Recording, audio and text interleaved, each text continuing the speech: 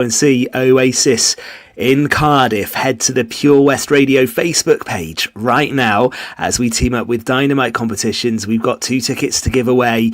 You could be there in Cardiff. Head to the Facebook page right now to enter that competition. The winner will be announced on Tuesday, the 1st of July on the daytime show with Toby with Ocky White Travel. If you want to be a winner, you need to enter right now. Go see the Pure West Radio Facebook page as we team up with Dynamite Competitions to give you the chance to be at the gig that everyone wants to be at this summer. Right, let's talk football, shall we, Gordon? It seems strange saying that at this point on the 23rd of June, but Haverfordwest County are right in the middle of their pre-season, and they had a good win at the weekend. So let's start there. They won 4-0 against Penryn Cook, and actually I've got to say fair play to Tony Pennock and the players, because they're putting the 90-minute performances in at this stage. I mean, don't forget the league season only finished, less than a month ago. So it's some commitment, isn't it, to be back playing these games in June? Yeah, it's a massive commitment from the Bluebirds. I mean, as you just pointed out, the season hasn't long finished. Players haven't had a lot of rest time, and it's been a long, hard season for them.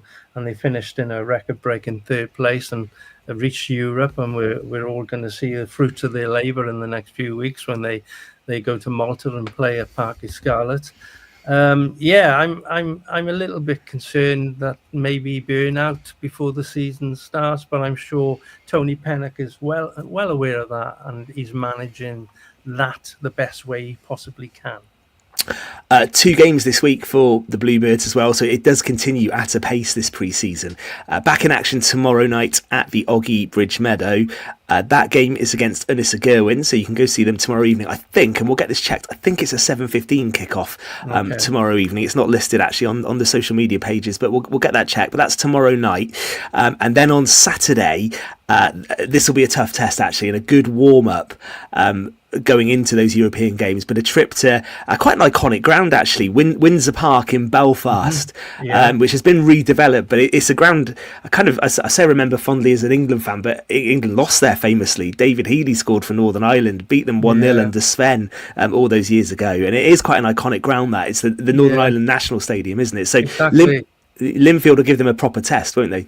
Oh, definitely. And I fondly remember George Best making a mockery out of Gordon Banks, getting the ball off him and putting it in the net, and it was disallowed. That's what reminds me of Windsor Park. Yeah, it will be a tough test for Haverfordwest County. They need, to get match ready, and they'll certainly have a test against the Irish opponents.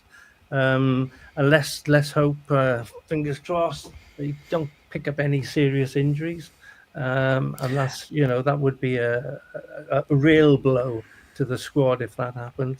But every game has a risk, as you know anyway, Ben. So and of course everybody comes out unscathed and gets a good 90 minutes under their belt. You are very much right there, Gord, because playing games against good opposition, there is that risk, and obviously playing games at this stage of the season as well. Of course, Dylan Rees got that really bad injury, didn't he, playing against Larne of Northern Ireland a couple of years ago. So that will be on Tony Pennock's mind, no doubt, that he get everyone ready, prepare, but stay safe as well, and don't get injured. That's the most important part in this preparation, is to stay safe. And as you just pointed out, Dylan's horrific injury, and fair play to him for coming back the way he has, and he is leading the side once again. He's been a real true battler through an awful injury, and he's leading Haverfordwest into this European campaign that we're all very much excited about, obviously. Let's talk about someone who's left today, actually, and someone I think who will go down as a legend at the Oggy Bridge Meadow, just for some key pivotal moments he's had. And he's got a good move as well. But Lee Jenkins, Haverfordwest confirmed, has left the club after 3 years. He joined the Bluebirds from Aberystwyth in 2022. He signed for Newport County in Sky Bet League 2. Gordon, you'll have seen plenty of Lee and Tom as well over the last few years. People will remember him for that goal he scored against Skendia. In the 89th minute when he popped up, and that was a great moment.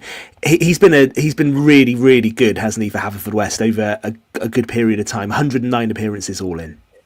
He's been Mr. Reliable, isn't he? we had Sean Pemberton for years who did a great job. Everybody thinking he'll never be replaced, and in comes, he came in and did such a great job. He's so strong. He's a leader. He's a no-nonsense centre half, and I'm delighted for him personally to get a professional contract because he has deserved it. Definitely deserved it. He's been outstanding for the 3 seasons that he's actually played here. You can pay me later, Lee. It's okay. But No, but my other question is now Luke Tabone gone at the back, Ben. Lee Jenkins gone at the back. Jacob Owen gone at the back. Are we leaving ourselves a little bit like that's a lot of quality that Haverfordwest are losing? I don't know what your thoughts are on that. it's not just quality; it's experience as well. And I'll be interested what they do. And I know Rob Edwards came on the show a few weeks ago, and he said, we if we're going to bring players to Pembrokeshire from outside the county, we need to make sure they're right. And I think he'll be sticking to that blueprint. It wouldn't surprise me if there is maybe one player added, maybe after the Linfield game, because that will almost probably be the latest they'd want to do it ahead of the Europe. I'd say so. It wouldn't shock me if one player came in maybe in the next week or so, because I just feel not just quality, but it's appearances as well, experience. So Tabone's gone. Jenkins has gone, and I just said Lee Jenkins 109 games at Haverfordwest.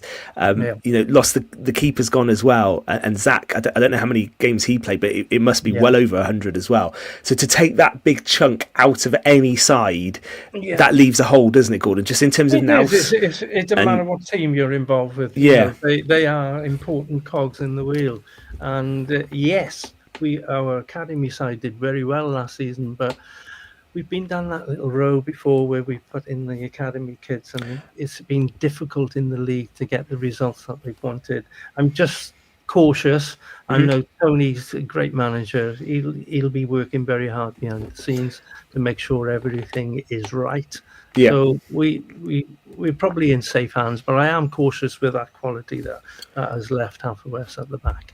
And Tommy, you were saying as well, just off air, it's that defensive unit, isn't it? And you two have seen more of Haverfordwest over the last few years than I have, but he's got them well drilled, and that unit to lose Tabone and Jenkins, that does feel like a loss that they probably will have to do something about. Yeah, there's regular talk about the spine of the team, and having Zach and Tabone and Jenkins at the back there, it allowed your Corey Shepherds and your Greg Walters to be a little bit more free in the centre of the park, and it releases Abrazizi down that wing, because you know that whatever comes back, you've got to go through a brick wall to get there. Very assured, very confident, very knowledgeable young players, very athletic. And it's how are they going to replace that quickly, I suppose, is another question Bluebirds fans are going to be thinking. Because remember, Lee's only 23. Correct. Which is amazing. He was such a mature, great point. Head and shoulders at the back there. You just knew that he was going to sort it out and wasn't afraid of a little run himself. Well, listen, good luck to him as well, because that's a big move for him going to Newport, and I think he'll do pretty well in League Two as well. And I do actually think, having seen a bit of the Cymru Premier, some of the top sides, that there is almost a bit of talent that goes unnoticed, I think, that actually could play at League One and League Two level. So it will be a good test for Lee, and let's hope he does well, and he'll be greatly missed, and I think he will do pretty well at Newport County as well. So good luck to him with that. On Friday night, the Lions started, didn't they? And it didn't quite go to plan. Fraser Watson tweeting, it's a pre-tour game where combinations are bound to be rusty, but forget rational, let's panic. And then he's put my thoughts on last night as the Lions came up short against Argentina. You can read what Fraser had to say on social media. Should the Lions be worried ahead of the tour, Gord, going down to Argentina? I think at the very least we would say it wasn't an ideal start to the tour, was it? They won't be worried one little bit, Ben, if I'm honest. Reason being, Fraser's pointed it out. There's new combinations, different international players. They're quality players, to be honest with you. Yes, there was mistakes, and that's bound to happen. It's the first time they've been together. You're playing against Argentina, who play in the championship down under. They play the likes of New Zealand, Australia, South Africa on a regular basis, and they have that unity together. The Lions were always going to be a little bit, undercooked. nervy. Yes. and it'll be the same in the provincial games. A lot of Lion sides take a while before they can get their combinations for the test team. That's why the test matches are always at the back end of the tour. It's not going to be a 3-0, I don't think, for the Lions.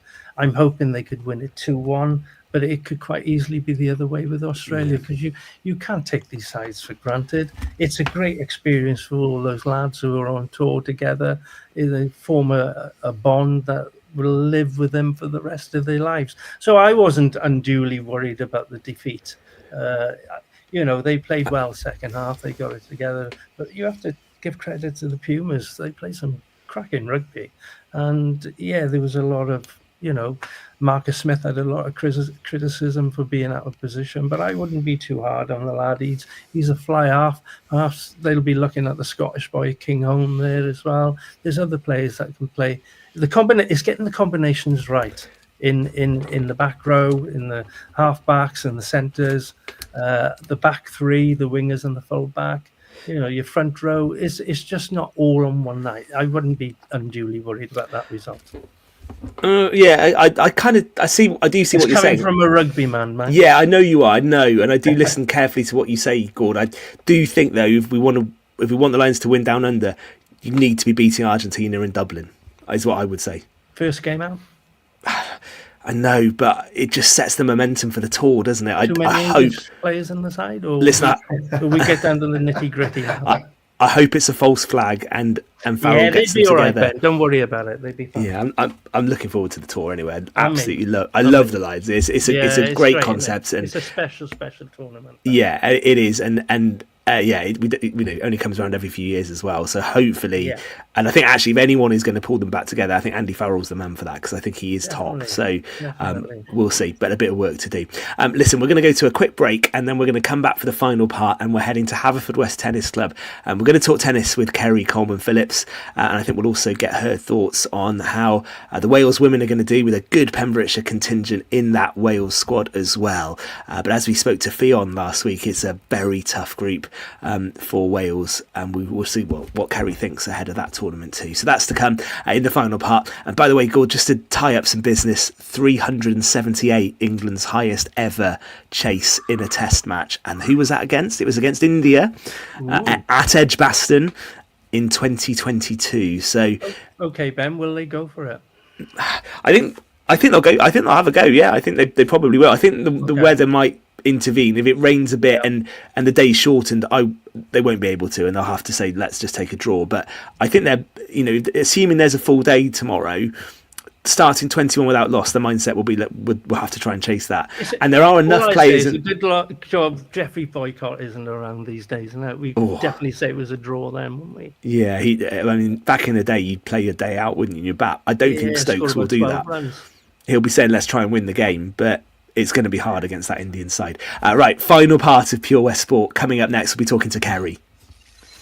Eaton-Evans and Morris Solicitors.